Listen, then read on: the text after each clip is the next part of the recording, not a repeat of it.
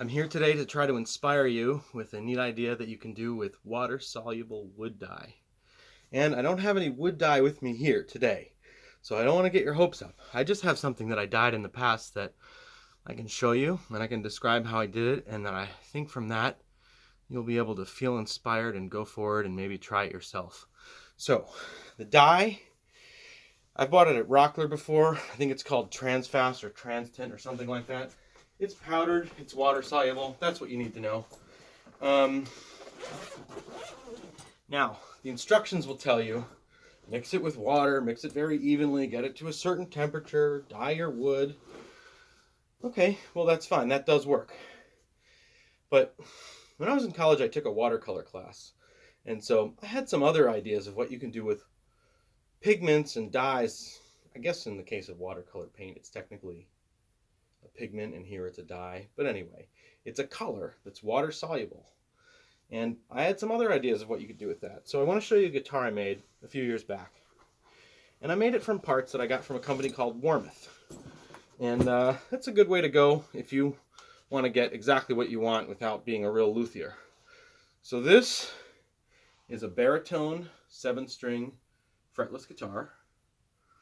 And I just asked them to cut the slots for the frets, but not put any fret wire in them, so I filled it with bloodwood. I don't know if you can see those little stripes. My dad helped me find a hobby shop that could laser cut these pickup mounting rings out of bloodwood. So there's some other neat features on this guitar too.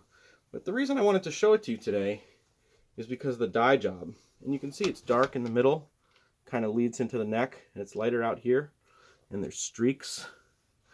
And this is because I used watercolor technique. So I washed it with plain water, put the dye in powder form in just the tiniest amount, streaked it with a brush, and painted it myself. And practice on a scrap piece sometime. You'll see it's really not very hard. And with just 2 colors, you can make a beautiful gradient.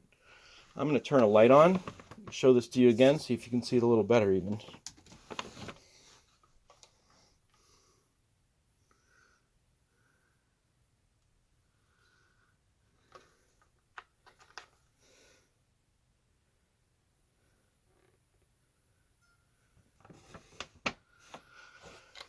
Okay, really short episode today. The moral is, go try it.